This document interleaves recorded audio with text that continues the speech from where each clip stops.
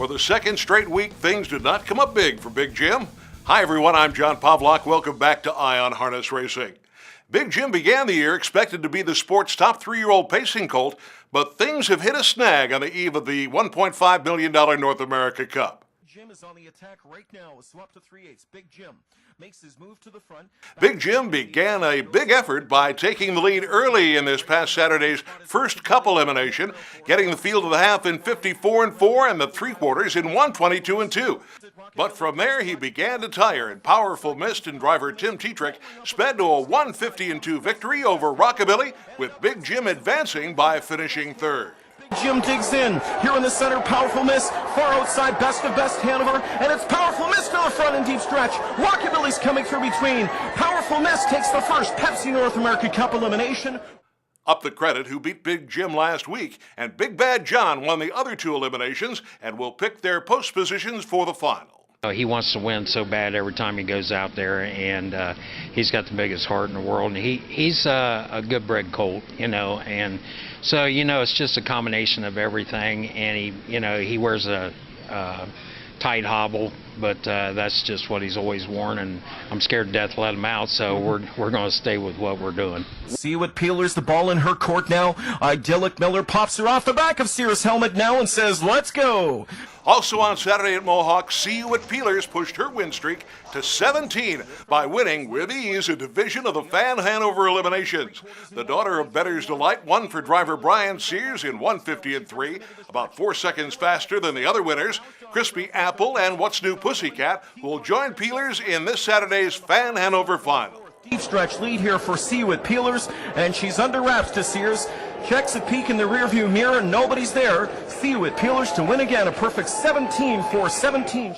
I don't think I want to go out to the jog at just to race against the fillies. It's too tough for basically very little money. I mean, it's hard on them to race possible 3 times on the day. So if she got to go, she would go against the colts. Otherwise, I stay in New York, and she have a couple good New York sides at that time.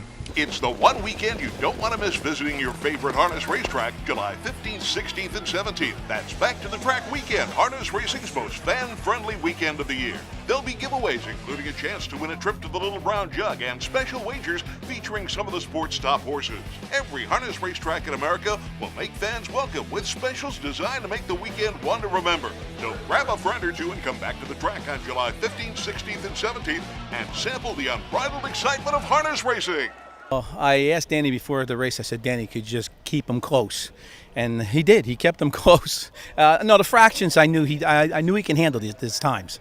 I knew he can handle those fractions. Trainer Tom Cancelleri was talking about Bettor Sweet, whom he set out to win this past Saturday's $208,000 Bettor's Delight at Tioga Downs. Now the richest son of the sire for whom the race was named, Bettor Sweet turned back to good free-for-all field that included foiled again and won the West, and in the process lowered a world record. Here's We Will See after Bettor Sweet, these two in a slugfest in the stretch drive. Bettor Sweet and We Will See, a desperate finish. Bettor Sweet got it. 54.5 was kind of breather for him, and on the backside I just said, let him roll, let him go, see what, and catch me, and he keep coming.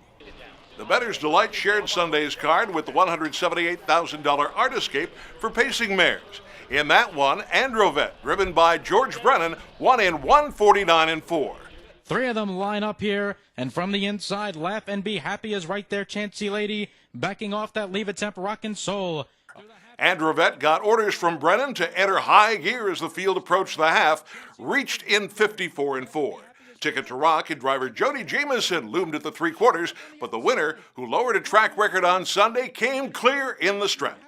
They're coming down to the finish. Androvet, Ticket to Rock on the outside. It is Androvet in front. I was able to clear her to the lead, try to snug her up a little bit down the back, but, they were coming at me, so I had to keep her moving, kind of lazy, so I didn't want to really back into her some, so I let her roll. She has a little trouble in the turn, so I just had to get through the last turn, and when we straightened up, I called on her a little bit, and she took off, and she raced really good.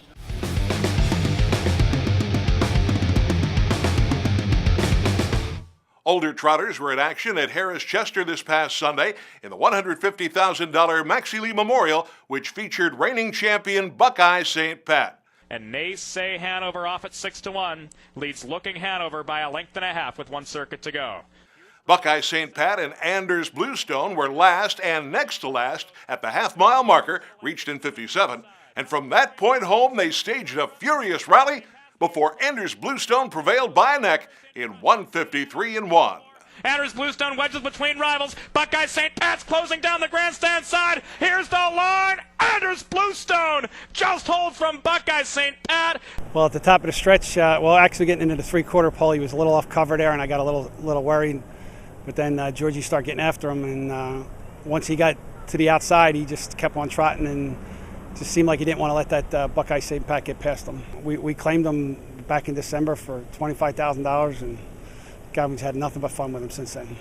Hi, I'm Corey Callahan, and we're inviting you back to the track July 15th through the 17th. You can bet on a good time. Hi, this is Jordan Stratton, inviting you back to the track July 15th to the 17th. You can bet on a good time. Want to share your love of harness racing? Join the USTA's Back to the Track team and become an ambassador for our sport. We are recruiting volunteers to help explain the sights and sounds of harness racing to fans in the stands.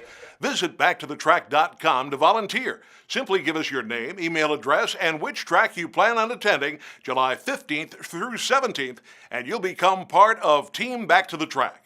If selected, you'll receive a free t-shirt and information about the Little Brown Jug Trip giveaways and special Pick 4 wagers, which will help you answer any questions you might receive from those new to the track. All you need is a love and basic knowledge of harness racing, and we'll provide the rest. Volunteers will be contacted by the track they will attend. It's time to tell others how much you love harness racing by becoming part of Team Back to the Track. Also, make sure you visit backtothetrack.com regularly for news about the sport's biggest fan-friendly weekend. Finally, have you gotten in on the guaranteed money up for grabs in the USTA's strategic wagering program? Tonight, the featured Pick 4 will take place at Northfield Park. Visit handicapping.ustrotting.com, where you'll find a list of upcoming wagers, free past performance programs, and tips from expert handicappers. Good luck. I'm John Pavlak. Thanks very much for watching. See you again next week on Eye on Harness Racing.